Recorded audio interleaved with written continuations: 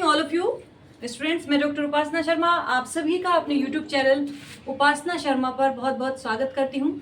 Students, आप जानते ही हैं कि हम आपको इस चैनल के माध्यम से संगीत विषय की विभिन्न प्रतियोगिता परीक्षाओं की तैयारी करा रहे हैं। तो इसी श्रृंखला में आज हम अपनी कर रहे हैं क्लास 32 क्लास हम कर रहे हैं। 31 क्लास हम करा चुके हैं और वो आपको हमारे चैनल पर मिल जाएंगी।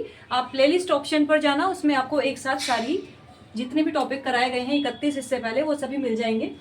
तो आज का टॉपिक है हमारा गायन के घराने। ठीक है, हमारी अलग अलग शैलियों में अलग अलग घराने हैं। गायन में अलग है, तबला में अलग है, सितार में अलग है। तो आज हम फिलहाल घराने की बात करेंगे, केवल गायन के घरानों की बात करेंगे। सबसे पहले जान लेते हैं घराना क्या है। ठीक है स्टूडेंट, घराना का निर्माण कैसे हुआ? घराने का निर्माण जो हुआ वो गायकी से हुआ। किससे हुआ? गायकी से हुआ। एक शिष्य ने कुछ शिष्य तैयार किए, फिर उन्हीं शिष्यों ने अगले शिष्य तैयार किए। इस प्रकार ये पीढ़ी दर पीढ़ी चीजें चलती रही। तो ये इन चीजों का ही, इन्हीं विशेषताओं का ही पीढ़ी दर पीढ़ी चलना, गायकी की इन्हीं विशेषताओं का पीढ़ी दर पीढ़ी चलना क्या कहलाया? घराना कहलाया। ठीक है, और गुरु शिष्य परंपरा भी इसी को कहते हैं। जो चीजें हमारी पीढ़ी दर पीढ़ी चलती रही तो वो गुरु शिष्य परंपरा के अंतर्गत ही आती है। और एक साथ अगर 3 पीढ़ी हमारी किसी गायकी की विशेषताओं की जाती है तो उससे घराने का निर्माण हो सकता है। तो एक घराना बनने के लिए 3 पीढ़ी का होना आवश्यक है। तो घराने से मुख्य तात्पर्य क्या है? घराने से तात्पर्य है कुछ विशेषताओं का पीढ़ी दर पीढ़ी चलना, है ना। सबकी गायकी में कुछ ना कुछ विशेषता होती है। जितने भी हमारे कलाकार रहे हैं सबकी गायकी की एक अलग अलग विशेषता होती है। तो उन विशेषताओं को मद्देनजर रखते हुए, उन विशेषताओं को फोकस करते हुए घरानों का निर्माण हुआ। ठीक है, तो गायकी के घरानों की हम बात कर रहे हैं। एक घरानों को समझ लीजिए कि घरानों की निर्माण कैसे हुआ और किन्होंने किया। माना जाता है कि जो तानसेन जी के वंशज थे उन्होंने ही घरानों का निर्माण किया। माना जाता है कि उनके पुत्र के जो वंशज थे वो सेनीय कहलाए, सेनीय घराना उनसे उत्पन्न हुआ। और जो पुत्री के वंशज थे वो बानीय कहलाए। ये ध्रुपद तो गाते ही थे और साथ साथ रबाब भी बजाते थे। तो माना यही जाता है, अगर क्वेश्चन बनता है कि घरानों की उत्पत्ति किन विद्वान से हुई, किन संगीतकार के द्वारा हुई, तो वो तानसेन के जो हमारी पीढ़ी है, तानसेन के जो वंशज है उन्हीं से ही माना जाता है घरानों की उत्पत्ति हुई। तो घरानों की उत्पत्ति कब हुई? मध्यकाल में हमारी जो ये भारत था वो छोटी छोटी रियासतों में बट गया था। तो इन रियासतों में कोई ना कोई अलग अलग रियासत में राजा होते थे। तो उन राजा को खुश करने के लिए कुछ गायक वादक होते थे जो उन्हें अपनी कला से खुश करते थे। तो उसी समय घराने की उत्पत्ति हुई। ठीक है, तो घराने की उत्पत्ति कैसे हुई? तानसेन जी के वंशज के द्वारा ही घराने की उत्पत्ति हुई। ठीक है, घराना समझ में आ गया। घराने को तात्पर्य कुछ विशेषताओं का पीढ़ी दर पीढ़ी चलना। ठीक है, तो ये घराने की मुख्य परिभाषा हो गई है। और नोट भी आप डाउनलोड कह रही हो, नोट भी आप नोट डाउन कर लीजिएगा आप। तो इससे आपको पता चलेगा कि तानसेन के वंशजों से ही घराने का निर्माण हुआ। ठीक है, अब हम अपने मेन टॉपिक पे आ जाते हैं। घराना तो हमने समझ लिया, अब हम अपने मेन टॉपिक पे आ जाते हैं, गायन के घराने। ठीक है, तो गायन के मुख्य कितने घराने? सबसे पहले तो ये क्वेश्चन बनता है कि गायन के मुख्य कितने घराने माने जाते हैं। अलग अलग बुक में अलग अलग चीजें मिलती हैं, लेकिन हम गायन के जो मुख्य घराने मानेंगे वो 5 ही मानेंगे। कितने मानेंगे?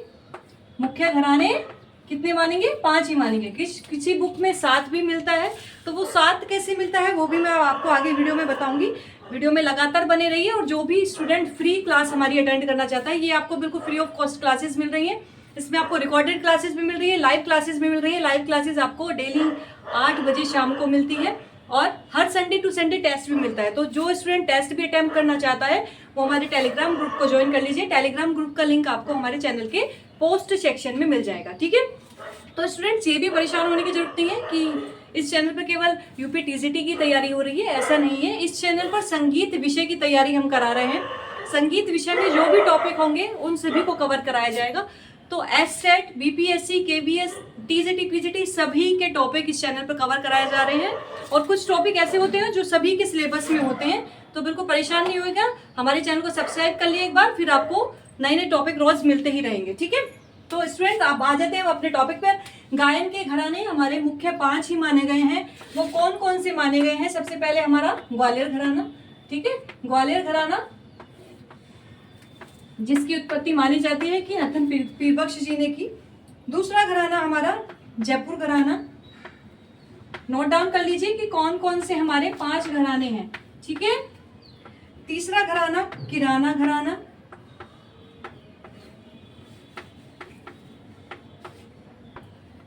चौथा घराना आगरा घराना। और 5वां घराना आपका दिल्ली घराना, ठीक है। अधिकतर बुक में जो कई बार देखने को मिलता है कि 7 घराने गायन के माने हैं, वो कैसे माने हैं, क्योंकि जो वो 2 घराने और माने हैं अल्लादिया खां घराना और पटियाला घराने या पंजाब घराना जो माना है, वो स्टूडेंट्स जयपुर घराने के ही उप घराने हैं। जयपुर घराने के ही वो उप घराने हैं। तो अभी वीडियो में बने रहिएगा, आगे हम बिल्कुल जयपुर घराने को फुल डिस्क्राइब आपको आज करेंगे सभी घरानों को विषय में। तो मुख्य घराने अगर आपसे क्वेश्चन पूछा जाता है तो आप कितने बताएंगे? 5 ही बताएंगे, ठीक है स्टूडेंट। तो एक घराने को हम फुल डिस्क्राइब करेंगे, सभी नोट डाउन कर लीजिएगा, बहुत इंपॉर्टेंट टॉपिक है। तो गायन के मुख्य कितने घराने हो गए? 5 घराने गायन के माने जाते हैं। अब सबसे पहले माना जाता है, सबसे पहले जो घराना है माना जाता है गायन में ग्वालियर घराना, ठीक है। सबसे सर्वप्रथम घराना ग्वालियर घराना ही माना जाता है। इस जो अधिकतर विद्वानों के अनुसार इसकी उत्पत्ति नत्थन पीरबक्श खां ने की थी, लेकिन कुछ विद्वान हद्दू खां को भी इसकी उत्पत्ति का जन्मदाता मानते हैं। तो बिल्कुल मुख्य पॉइंट आपको, जैसे कोई ये होता है ना, बहुत सारी थ्योरी हमने पढ़ ली है, उसमें से मुख्य पॉइंट जो हमारे एग्जाम ओरिएंटेड होते हैं, एग्जाम में पूछे जाते हैं, वही चीजें मैं आपको कराऊंगी। बहुत लंबी थ्योरी नहीं लिखवाऊंगी, ठीक है।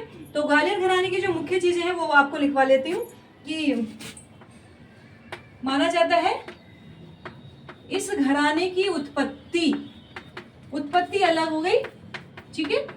इस घराने की जो उत्पत्ति हद्दू खां, कुछ विद्वान हद्दू खां को मानते हैं।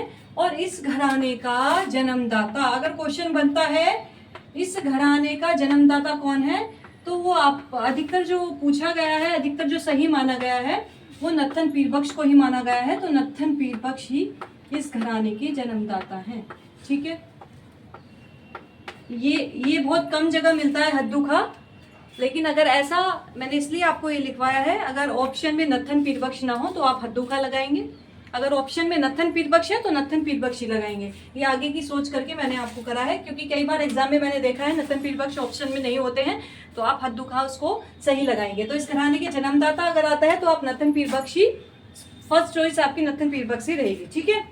नेक्स्ट, और इन्हीं को ही जन्मदाता भी माना जाता है और नत्थन पीरबक्श को ही प्रवर्तक भी माना जाता है। इस घराने का, ग्वालियर घराने का प्रवर्तक भी इन्हीं को माना जाता है। बोर्ड क्लियर दिख रहा है सभी को? सभी कमेंट कर देंगे कि आपको हमारी वीडियो अच्छी लग रही है या नहीं। फ्री ऑफ कॉस्ट आपको बिल्कुल ये प्रोवाइड किया जा रहा है। अब हम एक वो बना लेते हैं कि नत्थन पीरबक्श के कितने पुत्र थे? नत्थन पीरबक्श के 2 पुत्र थे। कौन कौन थे? कादिर बख्श और दूसरे पीर बख्श। लिखते जाएंगे, इनकी वंशानुगत जो रही है वो आप लिखते जाएंगे, क्योंकि इस तरह से क्वेश्चन पूछ लिया जाता है कि कादिर बख्श किसके पुत्र थे, या कादिर बख्श किस घराने से बिलोंग करते हैं, या कादिर बख्श के पिता का नाम क्या है, या नत्थन पीर बख्श के इनमें से कौन से पुत्र हैं। अलग अलग क्वेश्चन बन जाते हैं, तो इस तरह से आपको इसको करना है। तो इनके 2 पुत्र थे, कादिर बख्श और पीर बख्श। अब इनके पुत्र के जो इनके पुत्र थे कादिर बख्श, इनके जो पुत्र थे ये कादिर बख्श, इनके भी 3 पुत्र थे। इनके भी 3 पुत्र थे। वो कौन थे? हद्दू खां, हस्सू खां, अब आप समझिए नत्थू खां, ठीक है। देखो, नत्थन पीरबक्श के 2 पुत्र थे, कादिर बख्श और पीर बख्श। तो सबसे पहले तो नत्थन पीरबक्श हुए, तो ऑब्वियसली इसका जो सही आंसर है, इसके जो जन्मदाता है वो नत्थन पीरबक्श होंगे। हद्दू खां का नाम तो बहुत बाद में आया ना, कादिर बख्श के पुत्र को बताया गया हद्दू खां, तो हद्दू खां तो हो ही नहीं सकते। लेकिन मैंने आपको चीजें बता दी हैं कि अगर पूछा जाए कि उसमें ऑप्शन ना हो नत्थन पीरबक्श, फिर आपको हद्दू खां ही लगाना है, ठीक है। तो ये जो नत्थू खां थे, इनको इनके चाचा ने, इनके चाचा कौन थे? तो अभी मैंने आपको बताया पीरबक्श जी। इनके चाचा पीरबक्श ने इनको गोद ले लिया था, ठीक है। इनके चाचा ने इनको गोद ले लिया था, क्योंकि इनके चाचा पीर बख्श के कोई संतान नहीं थी। तो कादिर बख्श और पीर बख्श दो भाई थे। कादिर बख्श को 3 संतानें थी, हद्दू का, हस्सू खा, नत्थू खा, जिनमें नत्थू खा को इनके चाचा पीर बख्श जी ने, यानी कि कादिर बख्श जी के भाई ने गोद ले लिया था, ठीक है। क्लियर हो रहा है यहाँ तक? अब इसके बाद इनकी जो वंश परंपरा है वो देखते जाइए आप। इसके बाद हद्दू खा जो थे, हद्दू खा के पुत्र थे गुले इमाम खा। कौन थे? गुले इमाम खा। कई बार पूछा जाता है गुले इमाम खा किस घराने से हैं, या इनके पिता का नाम बताइए, या हद्दू खा के पुत्र का नाम बताइए। तो हस्सू खा, ये हद्दू खा नहीं, हस्सू खा, हस्सू खा के पुत्र थे गुले इमाम खा। और गुले इमाम खा के पुत्र थे, कौन थे? मेहंदी हुसैन खा। मैंने आपको लाइव क्लास में भी इनके बारे में पूछा था ना, तो हमारी लाइव क्लास भी आप सभी देखिए। लाइव क्लास में आपको इम्पोर्टेंट क्वेश्चन सीरीज कराते हैं हम, जो एग्जाम ओरिएंटेड है, एग्जाम में आने की संभावना बनती है, और लास्ट एग्जाम को भी हमने कवर कराया है, एग्जाम पेपर्स को भी। तो लाइव क्लास भी हमारी जरूर देखिएगा जो नए स्टूडेंट्स हैं। गुले इमाम खा के पुत्र थे मेहंदी हुसैन खा, जिन्हें तोड़ी राग गाने में महारत हासिल थी। कहा जाता था कि मेहंदी हुसैन खा को तोड़ी राग गाने में महारत हासिल थी, ठीक है। तो कई बार ये पूछा जाता है कि तोड़ी राग गाने में कौन प्रवीण थे, ग्वालियर घराने के वो कौन से गायक थे जिन्हें तोड़ी राग गाने में महारत हासिल थी या प्रवीण थे? वो थे हमारे मेहंदी हुसैन खा, ठीक है। अब हस्सू खा के पुत्र ये हो गए गुले इमाम खा और उनके पुत्र मेहंदी हुसैन खा। अब इसके बाद बात करते हैं हद्दू खा के पुत्र। हद्दू खा के पुत्र कौन थे? रहमत खा और मोहम्मद खा, इनके 2 पुत्र थे, ठीक है। हद्दू खा के, अब इनके नाम मैं आपको इसलिए लिखवा रही हूँ क्योंकि इनके नामों को कई बार पूछ लिया जाता है, केवल इनके नाम से संबंधित नहीं, ये नाम आपको किसी और क्वेश्चन में भी ऑप्शन में मिल सकते हैं। तो अगर आपको किसी क्वेश्चन का आंसर नहीं आ रहा है और ऑप्शन में जो नाम है उनको आप समझ पा रहे हैं कि भाई ये इस घराने से है, ये इस घराने से है, तो आप उसका सही आंसर क्वेश्चन का ढूंढ सकते हैं। इतने नामों को जब आपके दिमाग में आ जाएंगे, इतने नाम कि भाई ये ग्वालियर घराने से है, ये आगरा से है, तो आप अगर कोई क्वेश्चन नहीं भी आता है उसमें उनका नाम ऑप्शन में दिया हुआ है, तो आप उसको अलग कर सकते हैं और सही आंसर ढूंढ सकते हैं, ठीक है। तो हद्दू खा के 2 पुत्र हो गए, रहमत खा और मोहम्मद का, ठीक है। इसके बाद इनका तीसरा पुत्र जो थे वो थे नत्थू खा, जिनको चाचा पीर बख्श ने गोद ले लिया था। तो नत्थू खा के पुत्र कौन थे? निसार हुसैन खा। कौन थे? निसार हुसैन खा, इनको भी इन्होंने गोद लिया था, ठीक है स्टूडेंट्स। निसार हुसैन खा, नत्थू खा के भी कोई पुत्र नहीं था, ये भी इन्होंने अपने एक मित्र या सगे संबंधी मान लो उनके पुत्र को इन्होंने गोद लिया था, नत्थू खा ने निसार हुसैन खा को भी। तो ठीक है, तो ये इनकी वंश परंपरा है। अब हम एक थोड़ा सा जो कलाकार हैं ग्वालियर घराने के, उनके विषय में और बात कर लेते हैं, जो फेमस कलाकार रहे हैं। ग्वालियर घराने के जो फेमस कलाकार, फेमस मान लीजिए प्रसिद्ध, हिंदी में इसको प्रसिद्ध कहेंगे, फेमस कलाकार जिनके बारे में बार बार पूछा जाता रहा है, कौन है? बालकृष्ण बुआ इचलंकर जी का, बालकृष्ण बुआ इचलंकर जी का, ठीक है। कई बार इनको इस तरह से भी लिखा जाता है, बुआ, इस तरह से भी लिखा जाता है। तो बालकृष्ण बुआ इचलंकर जी का ग्वालियर घराने के फेमस कलाकार रहे हैं, और इनके शिष्य वेरी फेमस कलाकार आधुनिक काल के, मैंने आपसे कई बार पूछा भी है इनके बारे में, विष्णु दिगंबर पलुस्कर, ठीक है। कौन है? विष्णु दिगंबर पलुस्कर, ठीक है। बालकृष्ण बुआ इचलंकर जी के शिष्य कौन है? विष्णु दिगंबर पलुस्कर, और ये भी ग्वालियर घराने से ही बिलोंग करते हैं। इसके अतिरिक्त और भी जो महत्वपूर्ण जो हैं, वासुदेव जोशी जी हैं, वो भी ग्वालियर घराने से ही बिलोंग करते हैं। बाबा दीक्षित हैं, वो भी ग्वालियर घराने से ही बिलोंग करते हैं। इसके बाद ओमकार नाथ ठाकुर जी हैं, Omkar Nath Thakur very famous name है, ओमकार नाथ ठाकुर जी, वो भी ग्वालियर घराने से ही बिलोंग करते हैं, ठीक है। इसके लिए मैंने आपको एक चार्ट बनवा भी दिया है कि हर घराने की मैंने जो कलाकार से आपको चार्ट प्रोवाइड करा दिया है। तो आप इससे पहली वीडियो में जाकर 31 वीडियो है जिसमें हमने सभी घरानों के कलाकारों के नाम एक चार्ट में आपको प्रोवाइड करा दिए, जिससे आप एक साथ याद कर सकें। तो उसमें जाकर भी आप देख सकते हैं। ठीक है स्टूडेंट्स, अब हम एक चार्ट बना लेते हैं ग्वालियर घराने का, जिससे आपको चीजें क्लियर हो जाएंगी। जैसे कि हम फर्स्ट में लिख लेते हैं नत्थन पीर बख्श। ठीक है, नत्थन पीर बख्श कौन है? ग्वालियर घराने के जन्मदाता या ग्वालियर घराने के प्रवर्तक। क्लियर हो रहा है वीडियो? बिल्कुल क्लियर हो रहा है या नहीं? ग्वालियर घराने के जन्मदाता नत्थन पीर बख्श जी को माना जाता है। अब इनके मैंने आपको 2 पुत्र बताए थे ना, तो 2 पुत्र इनके लिख लेते हैं हम। कौन कौन थे इनके 2 पुत्र? नंबर 1 कादिर बख्श। ठीक है, कादिर बख्श इनके पुत्र थे, इससे आपको इजीली याद हो जाएगा। और दूसरे इनके पुत्र थे पीर बख्श। आप वीडियो को ही देखेंगे ना, वीडियो को ही सुनेंगे देखेंगे, क्योंकि सुनकर चीजें हमें बहुत जल्दी याद होती हैं। तो इस तरह से हमारे चार्ट को सुनेंगे देखेंगे तो आपको और जल्दी याद हो जाएंगी चीजें। इसी तरह नत्थन पीर बख्श के 2 पुत्र कादिर बख्श और पीर बख्श। अब कादिर बख्श के भी मैंने 3 पुत्र आपको बताए थे। 3 पुत्र बताए थे ना इनके, कौन कौन से बताए थे?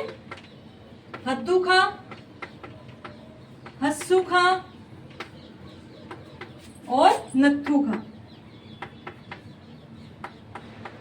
ठीक है, इनके 3 पुत्र थे। अब हद्दू खां के 2 पुत्र थे। कौन कौन थे? मैंने आपको बताया था अभी, रहमत खां और मोहम्मद खां। ठीक है, और हस्सू खां के कितने पुत्र थे?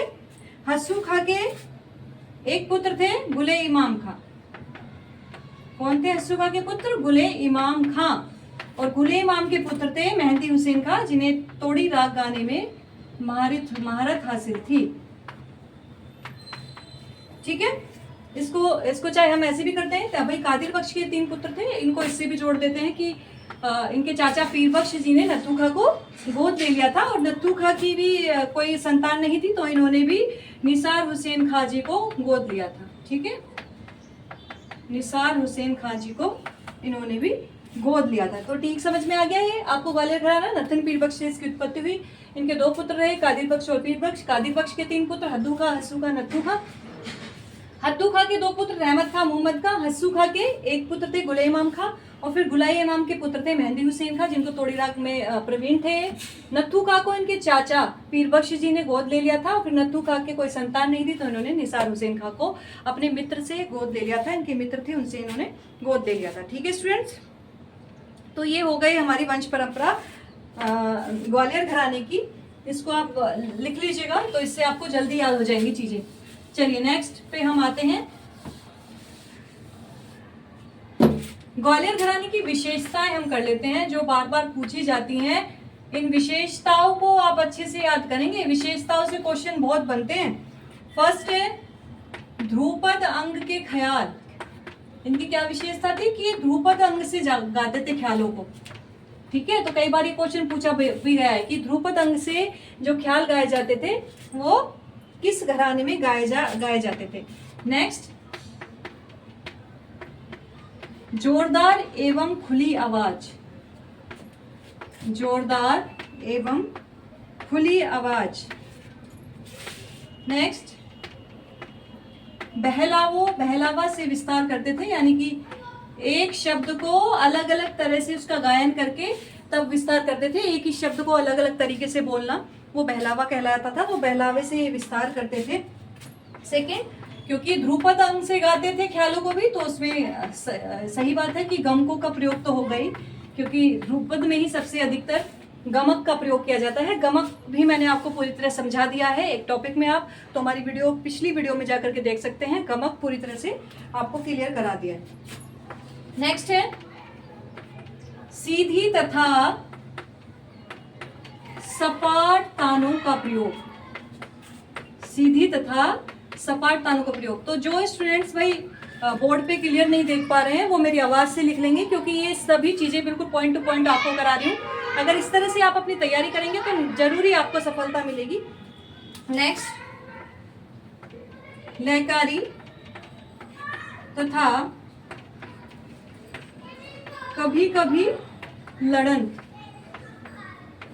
लड़ंत तान, तान भी मैंने आपको कई बार बताई है, बिल्कुल टॉपिक समझा दिया कितने प्रकार की तान होती हैं, तो उसमें जाकर के आप देख सकते हैं तान का कौन सा प्रकार है। नेक्स्ट,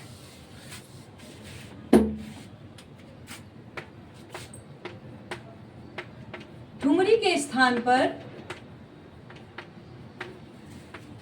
तराना गायन। कुछ घरानों का ये नियम होता है ना कि जब वो गायन को अपना समाप्त करते हैं तो लास्ट में ठुमरी गाते हैं, भजन गाते हैं, लेकिन इनके ग्वालियर घराने में तराना गायन किया जाता था ठुमरी के स्थान पर। और तैयारी पर विशेष बल, तो तैयारी पर विशेष बल ये भी कई बार पूछ लिया जाता है, किस घराने की विशेषता थी। वैसे तैयारी पर तो सभी विशेष बल रखते हैं, लेकिन इनकी कुछ विशिष्ट बात है जब इनको विशेषताओं में रखा गया है। ठीक है बेटा, तो ये हो गया हमारा ग्वालियर घराना बिल्कुल कंप्लीट हो गया है। फर्स्ट घराना हमारा कंप्लीट हो गया है। गायन के दूसरे घराने की अब हम बात कर रहे हैं। दूसरा घराना है हमारा, दूसरा घराना आगरा घराना। ठीक है, आगरा घराने को हम पहले करा देंगे।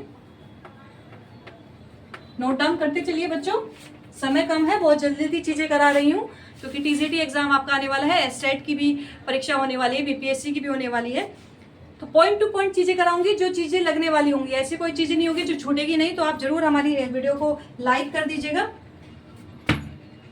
बच्चों इसकी जो आगरा घराने की बहुत सी बातें किससे मिलती हैं, ग्वालियर घराने से मिलती हैं। ये आप लिख लीजिएगा कि इसका संबंध ग्वालियर घराने से है, क्योंकि इसकी बहुत सी चीजें ग्वालियर घराने से मिलती है। प्रारंभ में माना जाता है कि प्रारंभ में इसकी उत्पत्ति, प्रारंभ में इस घराने की उत्पत्ति किसने की थी, मानी जाती है अलखदास और मलूकदास, ये दो हमारे गायक रहे थे उस समय आगरा घराने के, उन्होंने की थी। अलखदास और मलूकदास द्वारा इस घराने की उत्पत्ति की जाती है। लेकिन आजकल जो इस घराने के प्रवर्तक माने जाते हैं, वर्तमान में जो क्वेश्चन पूछे जाते हैं, इस घराने के जो प्रवर्तक या फिर जन्मदाता माने जाते हैं, वो माने जाते हैं हाजी सुजान खां। कौन, आप सभी जानते ही होंगे जो पहले से तैयारी कर रहे हैं हमारे चैनल पे। हाजी सुजान खां इस घराने के प्रवर्तक और जन्मदाता माने जाते हैं। तो हाजी सुजान खां ही आप सही आंसर लगाना। अगर हाजी सुजान खां ऑप्शन में ना हो तब आप अलखदास और मलूकदास लगा सकते हैं। आगे चलकर इस घराने का जो प्रचार प्रसार किया वो किसने किया, आगे चलकर इस घराने का प्रचार प्रसार घग्गे खुदाबख्श जी ने किया। किसने किया, घग्गे खुदाबख्श जी ने किया। ठीक है, क्योंकि घग्गे खुदाबख्श जी ने, अब मैंने आपको सबसे पहले बताया था कि इस घराने की विशेषता ग्वालियर घराने से मिलती है। क्यों मिलती है, क्योंकि घग्गे खुदाबख्श जी ने ग्वालियर घराने के जन्मदाता नत्थन पीरबख्श जी से शिक्षा ली थी। तो ग्वालियर घराने की कुछ विशेषता इस घराने में ही आ गई। ठीक है, क्योंकि घग्गे खुदाबख्श इस घराने में आ गए तो उनकी विशेषता इस घराने में आ गई। तो घग्गे खुदाबख्श जी ने किससे शिक्षा ली, लिख लीजिए, नोट डाउन कर लीजिए, किससे शिक्षा ली, ग्वालियर घराने के नत्थन पीरबख्श से। नोट डाउन कर लीजिएगा स्टूडेंट, कौन से घराने के थे नत्थन पीरबख्श, ग्वालियर घराने के नत्थन पीरबख्श से गायन की शिक्षा ली, तो इसलिए उनकी ग्वालियर घराने की कुछ विशेषताएं आगरा घराने में आ गई। ठीक है, जो सबसे पहले मैंने आपको बताया अलखदास और मलूकदास जी, तो अलखदास और मलूकदास जी दो भाई थे आगरा घराने के, जिनसे माना जाता है कि आगरा घराने की उत्पत्ति उन्होंने ही की है। लेकिन अगर वर्तमान में क्वेश्चन बनता है तो आप हाजी सुजान खां लगाएंगे, अगर ऑप्शन में नहीं है तो। ठीक है, और ये अलखदास और मलूकदास जी दो भाई थे और अलखदास जी के ही पुत्र थे, अलखदास जी के पुत्र थे हाजी सुजान खां। ठीक है, हाजी सुजान खां को माना जाता है ना आगरा घराने का जन्मदाता, तो एक इनके पुत्र थे। तो यहाँ पर बात लग रही है कि भाई उनके पिता हैं अलखदास, तो हो सकता है कि उन्होंने ही आगरा घराने की उत्पत्ति की, लेकिन एग्जाम में हाजी सुजान खां को ही सही माना गया है। ठीक है, तो अलखदास के जो पुत्र थे वो कौन थे, हाजी सुजान खां, और इनके दूसरे भाई मैंने आपको बताए थे मलूकदास। कौन बताए थे, मलूकदास। ठीक है, इनके मलूकदास जी के कौन कौन पुत्र थे, सरसरंग और श्यामरंग। ठीक है, ये सभी नाम आप बिल्कुल याद कर लीजिए क्योंकि इन नामों से बार बार चीजें पूछी जाएंगी। ठीक है, अब श्यामरंग जी जो थे, ये श्यामरंग जी जो थे, इनके भी 4 पुत्र थे। इनके बारे में जग्गू खा जी के बारे में पूछा जाता रहा है कि जग्गू खा किस घराने से थे, तो वो श्यामरंग जी के ही पुत्र थे। जग्गू खा थे एक इनके पुत्र, एक थे सस्सू खा, एक थे गुलाब खां और एक थे खुदा बख्श जी, घग्गे खुदा बख्श। ठीक है, तो ये श्यामरंग जी के पुत्र थे। घग्गे खुदा बख्श जी का नाम मैंने अभी आपके सामने लिया कि इन्होंने नत्थन पीर बख्श जी से शिक्षा ली थी। अब खुदा बख्श जी, घग्गे खुदा बख्श जी नहीं, केवल खुदा बख्श थे।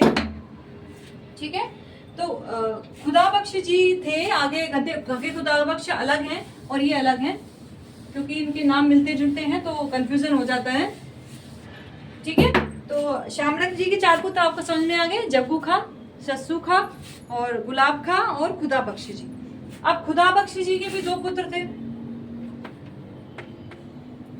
खुदा बख्श जी के भी 2 पुत्र थे। कौन कौन से थे? गुलाम अब्बास खा, गुलाम अब्बास खा और कल्लन खा।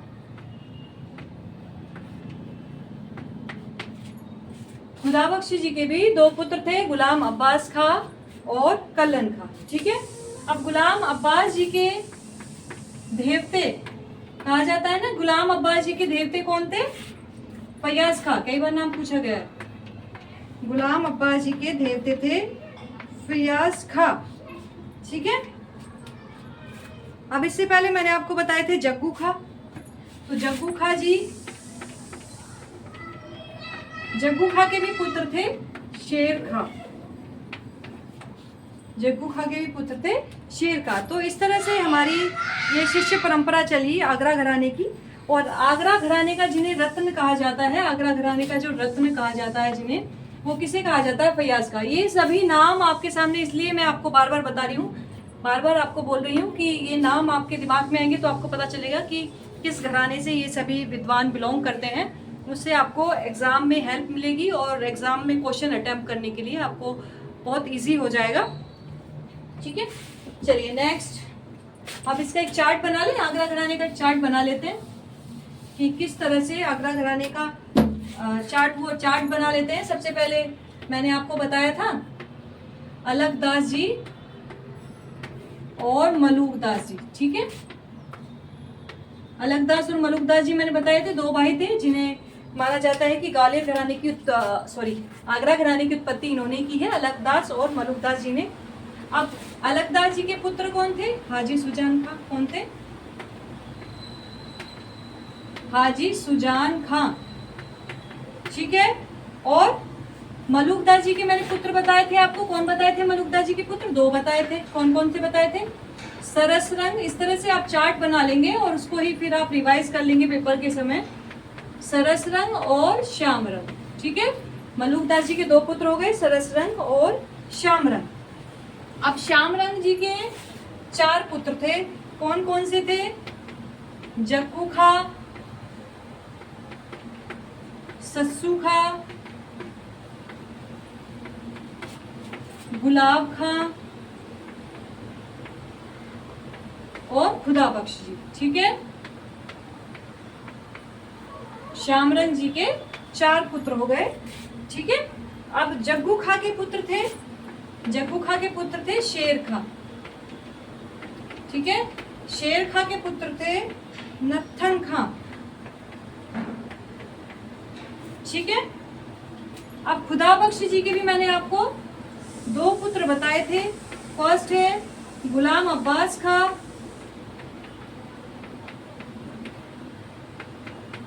और सेकंड है कल्लन खां। कौन? कल्लन खां। इससे आपको स्पष्ट हो जाएंगी चीजें, क्योंकि इतने सारे नाम सुन के आप कंफ्यूज हो जाएंगे, इससे स्पष्ट हो जाएंगी चीजें। तो गुलाम अब्बास खां और कल्लन खां किनके पुत्र थे? खुदा बख्श जी के पुत्र थे। अब गुलाम अब्बास खां के देवते कौन थे? फेमस हमारे फैयाज खां। गुलाम अब्बास खां के देवते थे फैयाज खां, जिन्हें आगरे घराने का रत्न माना जाता है। फैयाज खां को आगरा घराने का रत्न माना जाता है। और कल्लन खां के पुत्र थे तसद्दुक हुसैन। तसद्दुक हुसैन, कोई चीजें आपको क्लियर ना हो रही हो, कल्लन खां के पुत्र थे तसद्दुक हुसैन, कोई चीजें आपको क्लियर नहीं हो रही हो आप कमेंट करिएगा, हम आपको जरूर रिप्लाई करेंगे। तो अगर बोर्ड पे ना दिख रही हो और नहीं समझ में आ रही है तो आप हमें कमेंट कर सकते हैं, ठीक है स्टूडेंट। तो ये हो गए तसद्दुक खां। अब इसके बाद ये जो नत्थन खां है, इन नत्थन खां के भी 4 पुत्र थे। इन नत्थन खां को भी 4 पुत्र थे। कौन कौन से थे? मोहम्मद खां, अब्दुल्ला खां,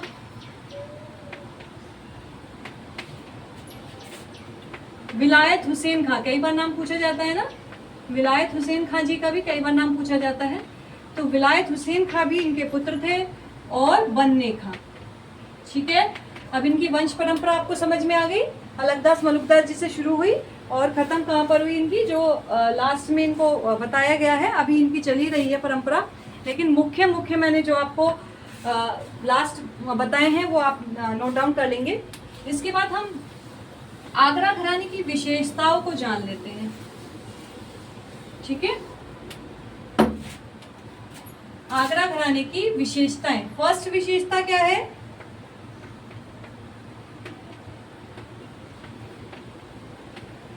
ग्वालियर घराने की तरह खुली किंतु जवारीदार आवाज।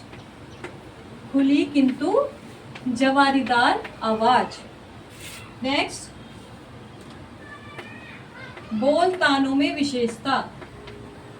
बोल तानों में विशेषता।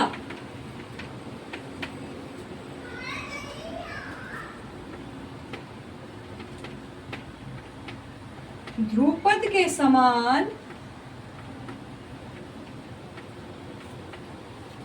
ख्याल में भी, ध्रुपद के समान ख्याल में भी मोस्ट इंपोर्टेंट विशेषता है बेटा ये, नोम तोम के अलाप, ठीक है। तो कई बार पूछ लिया जाता है नोम तोम के अलाप किस घराने की विशेषता है, तो वह कौन सा घराना है? आगरा घराना है, जिसमें नोम तोम के अलाप लिए जाते हैं, ध्रुपद के समान ख्याल में भी। इसके बाद जबड़े का अधिक प्रयोग। जबड़े का अधिक प्रयोग लय ताल पर विशेष अधिकार, बंदिशदार चीजें, ये इतनी इंपॉर्टेंट नहीं है। ख्याल के अतिरिक्त ध्रुपद धमार में भी प्रवीणता, ख्याल भी गाते थे और ध्रुपद धमार में भी प्रवीणता है, लेकिन इनका मुख्य जो पूछा जाता है वो नोम तोम में अलाप ही पूछा जाता है। तो स्टूडेंट्स ये हुआ हमारा आगरा घराना। अब हम नेक्स्ट चलते हैं। नेक्स्ट कौन सा घराना करेंगे? जयपुर घराना। कौन सा घराना करेंगे? जयपुर घराना, ठीक है। मैंने आपको स्टूडेंट बताया था कि गायन के मुख्य घराने 5 ही हैं। तो जो हमारे 7 घराने बताते हैं, पटियाला और अल्लादिया खां को जोड़ देते हैं, वो जयपुर घराने के ही उप घराने हैं, ठीक है। तो जयपुर घराने के जो प्रवर्तक माने जाते हैं, कौन माने जाते हैं? जयपुर घराने के प्रवर्तक या जन्मदाता वो मनरंग जी माने जाते हैं। मनरंग, कई बार क्वेश्चन आया है तो आप नोट डाउन कर लीजिएगा। मनरंग कौन थे? मनरंग कौन थे? ये मोहम्मद अली खां, मोहम्मद अली खां के वंशज थे। मनरंग कौन थे? मोहम्मद अली खां के वंशज थे। और मोहम्मद अली खां के पुत्र कौन हुए? आशिक अली खां। आशिक अली खां को कई बार पूछा जाता है किस घराने से बिलोंग करते हैं, ठीक है। मनरंग मोहम्मद अली खां के वंशज थे और इनके पुत्र थे आशिक अली खां। अब आगे चलकर जयपुर घराना 2 उप घरानों में बट गया। ये मेन पॉइंट है। जयपुर घराने के 2 उप घराने बन गए। कौन कौन से उप घराने बन गए? नंबर 1 पटियाला घराना और नंबर 2 अल्लादिया खां घराना। पटियाला घराना या फिर आप इसको पंजाब घराने बोल सकते हैं, अल्लादिया खां घराना, पटियाला घराना, या इसको बोल सकते हैं पंजाब घराना, ठीक है स्टूडेंट। तो ये इसी में आएगा, इसलिए गायन के 5 घराने माने जाते हैं। कई बार पूछ लिया जाएगा कि जयपुर घराने के 2 उपघराने कौन से हैं, या किस घराने को 2 उपघरानों में आगे चलकर बांटा गया, तो आप बता देंगे, ठीक है। अब इनके जो फेमस जो नाम अधिकतर पूछे जाते हैं कि इस घराने से कौन कौन बिलोंग करते हैं। अभी हमने बात की थी आशिक अली खां जी की, जो मोहम्मद अली खां के पुत्र थे। तो आशिक अली खां के शिष्यों को पहले जान लेते हैं कि आशिक अली खां के शिष्य कौन कौन से थे। आशिक अली खां के शिष्य कौन कौन थे? जी.एन. गोस्वामी, वो भी जयपुर घराने से ही थे। जी.एन. गोस्वामी, मुश्ताक अली,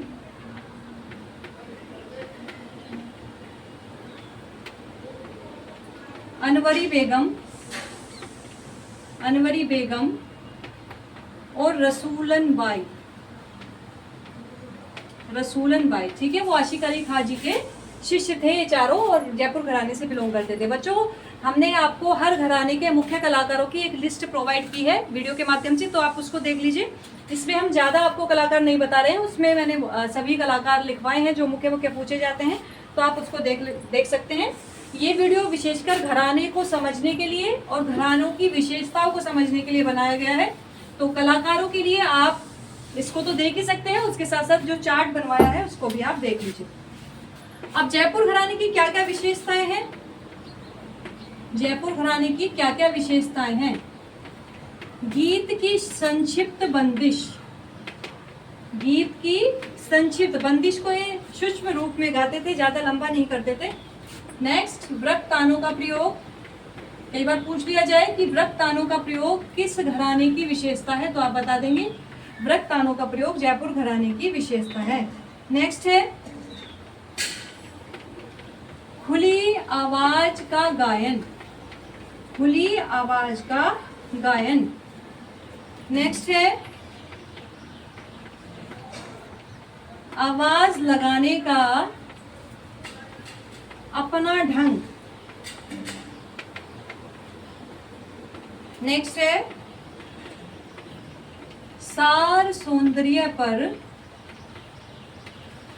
विशेष बल। ठीक है बच्चों, ये हमारी जयपुर घराने की विशेषता हुई है।